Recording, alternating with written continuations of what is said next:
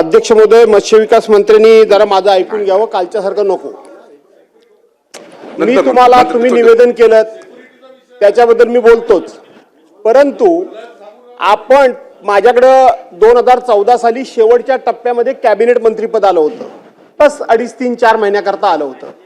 आणि म्हणून कोकणाकरता आपण काय करायचं, तर त्यावेळेला आपण माथाडी कामगारांच्या धर्तीवर, लक्षात घ्या, माथाडी कामगारांच्या बोर्डच्या धर्तीवर आपण मत्स्य विकास बोर्ड स्थापन केलं.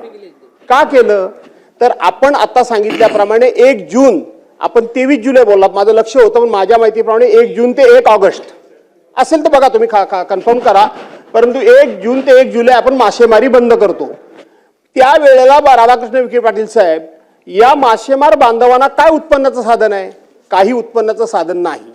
दुसरी गोष्ट, हे मासेमारी बांधव ज्या वेळेला समुद्रामध्ये जातात, भरपूर मासे मिळाले मंत्री महोदय, तर बाहेर आल्यानंतर त्या मासेचा दर पडलेला असतो. कमी मासे मिळाले तर दर वाढतो, तो त्या मधल्या दलालाला दर मिळतो. ह्या मासेमारी व्यवसाय करणाऱ्या लोकांना फार काही मिळत नाही. आणि म्हणून आपण हे माथाडी कामगारांच्या धर्तीवर बोर्ड असं केलं की आपण जे दक्षिण भारतातून मासे येतात, रहू, कटला वगैरे बघा, परेलला येतात, जाऊन एकदा पहाटे भेट दिली तर बरं होईल.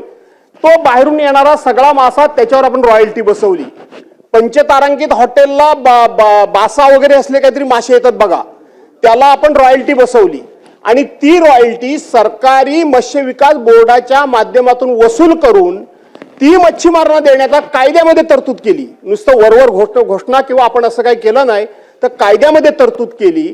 आणि दुसरी गोष्ट, मच्छीमार बोर्डाची मुंबईमध्ये कुठेही जागा नाही, कुठेही नाही. ते एकदा समुद्रात गेले की 8-10 दिवसांनाच आतमध्ये असतात. आजारी पडले, उलटी, खोकला, ताप आला, त्यांना काही डॉक्टर जाव्याची सोय नाही. ती बोट ज्यावेळेला किनाऱ्याला येते त्यावेळेला कोण आजारी असतो त्याला किनाऱ्यावरच ठेवतात आणि बाकीचे मासेमारी करणारे ते तांडेल बिंडेल जे काय असतात, खलाशी वगैरे, ते निघून जातात. आणि म्हणून आपल्याकडे त्या ठिकाणी भाजीपाला मार्केट करता म्हणून नवीन इमारत वाडी बंदरला त्या काळामध्ये होत होती. मी 2014चं सांगतोय.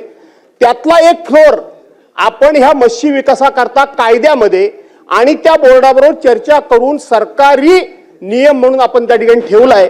त्यानंतर मंत्रिमंडळामध्ये मला संधी मिळाली नाही.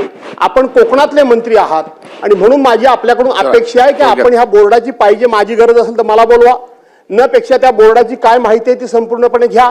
त्याचबरोबर त्या भाजीपाला इमारतीमध्ये जागा जर तुमच्या कारकिर्दीमध्ये आता ते बांधून झाले की मला माहित नाही, परंतु झाला असेल तर एक फ्लोर त्याच्याकरता ठेवला होता, तो ताब्यात घ्या. आणि तशा प्रकारचं काम जर तुमच्या हातून झालं तर खूप मोठं काम होईल. आणि म्हणून या निवेदनाच्या निमित्तानं माझी सूचना आहे, या बोर्डाचा पुनर्जीवन आपण करणार का? मंत्री महोदय, नंतर पॉइंट ऑफ व्ह्यू नंतर. अध्यक्ष महोदय, आमच्या ज्येष्ठ सदस्य भास्कर जाधव साहेबांनी अतिशय महत्वाची आणि अनुभवापोटी माहिती आम्हाला दिलेली आहे. त्यांच्या नेहमी चांगल्या सूचना असतात अध्यक्ष महोदय. त्यांना वाटत असेल की मी त्यांचं ऐकत नाही, असं नाही अध्यक्ष महोदय. आणि त्यांचाही टोन आदित्यजी बाजूला असते तो वेगळा असतो आणि नसते तो वेगळा असतो. आता आहे पण चांगला. आता आदित्यजी बाजूला आहेत, काल थोडं चिडचिड तर, पण कुठे वैयक्तिक भेटले तर मिठी पण मारतात अध्यक्ष महोदय आदित्यजींच्या माहितीसाठी. पण तरी या एकंदरीत तुम्ही जी काही सूचना तरीही आपण जी काही सूचना जाधव साहेब आपण दिली अतिशय महत्वाची. आणि मी आपल्या समवेत ही मीटिंग लावेन, कारण आपला अनुभवाचा फायदा आम्हालाही पाहिजे आणि कोकणालाही पाहिजे आणि प्रामुख्याने मच्छीमारांना पाहिजे. आणि ह्या दृष्टिकोनातून काय निर्णय घेता येईल निश्चित पद्धतीने आपण त्या दिशेने चालू. धन्यवाद.